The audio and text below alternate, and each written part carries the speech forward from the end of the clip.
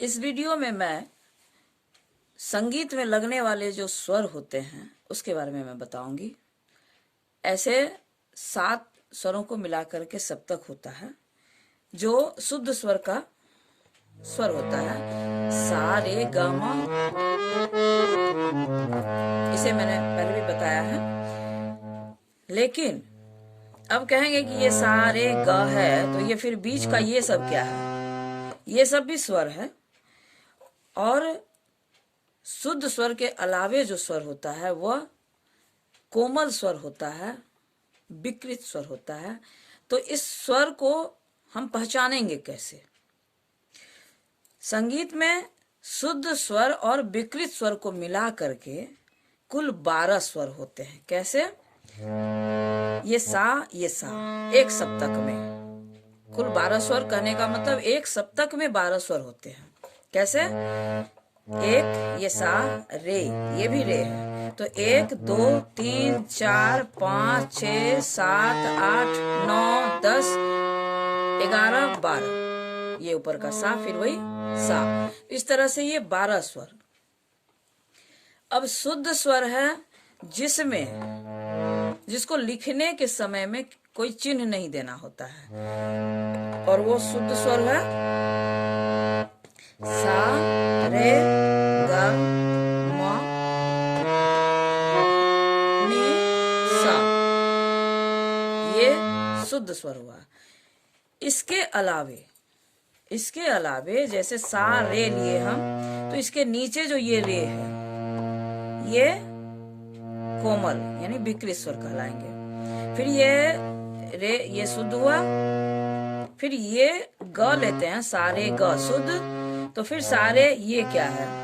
ये भी ग है, लेकिन ये विकृत या फिर कोमल बोलते हैं इसे।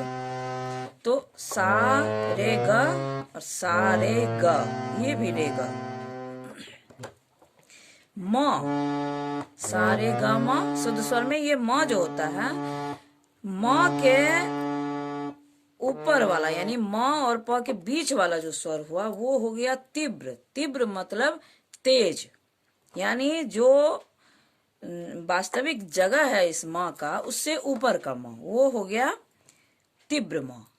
फिर प, ये सा और प जिस भी किसी स्केल से आप गाएंगे, सा यहाँ से लेंगे तो फिर यहाँ से सा रे ग म प, ये फिर सा और प, ये स्वर अचल होता है, ये नहीं चेंज होगा। आप जहां से भी सा रे ग म बोलो, यहाँ से सा बोलो सा रे ग म प, फिर ये दोनों, ये भी सा और प, सा और प जहां से भी गाएंगे वो सा प अचल होता है, वो सर चेंज नहीं होगा। यानी चेंज नहीं होगा यानी जो आपका स्केल है उसके हिसाब से जो सा प होगा वही सा प होगा, और वो दूसरा नहीं होगा। और विकृत स्वर का पहचान क्या है? जब सा रे ग, जैसे यहाँ हमने बताया सा रे ग म प ध नी, इसमें कोई चिन्ह नहीं है चिन्ह, तो ये शुद्ध स्वर हुआ, अलग से कोई चिन्ह नहीं होता है इसमें। लेकिन विकृत स्वर में जब रे लेते हैं तो इसके नीचे ये चिन्ह देना होता है, इससे समझ में आएगा कि ये विकृत स्वर है। तो ये इसके नीचे ये चिन्ह है जिससे हम इसे विकृत समझेंगे। ग के नीचे भी ये है। म के नीचे नहीं होगा, म के ऊपर होगा, क्योंकि म ऊपर होता है। अभी हमने बताया कि ये जब म जब बोलते हैं सा रे ग म प, तो इस म के ऊपर वाला म यानी तेज होता है, इसके ऊपर ये माथा पर म के ऊपर ऐसे चिन्ह होगा। फिर धानी में ऐसे होगा। तो इस कोमल स्वर को लेके यानी विकृत स्वर को लेके कैसे हो जाएगा? सा रे ग म धा नी, ये शुद्ध स्वर तो ये है नी, और ये स्वर हो जाएगा धा नी रे ग और म में तीव्र, यानी 5 विकृत और तीव्र स्वर मिला करके और 7 स्वर शुद्ध मिला करके ये एक सप्तक में 12 स्वर होते हैं। और विकृत स्वर के नीचे रे लिखते समय रे के नीचे इस तरह का चिन्ह लगाएंगे। इस तरह के चिन्ह से, ये चिन्ह है, इन स्वरों के नीचे इस तरह का चिन्ह होता है। और तीव्र स्वर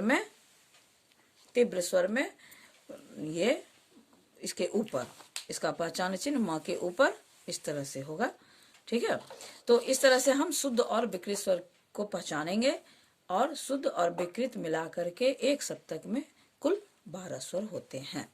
आज के इस वीडियो में शुद्ध और विकृत स्वरों की पहचान के लिए जो हमने कोशिश की है बताने की, उससे आपको समझ आना चाहिए और आशा करती हूँ कि इसे आप ध्यान से देखें तो समझ जाएंगे।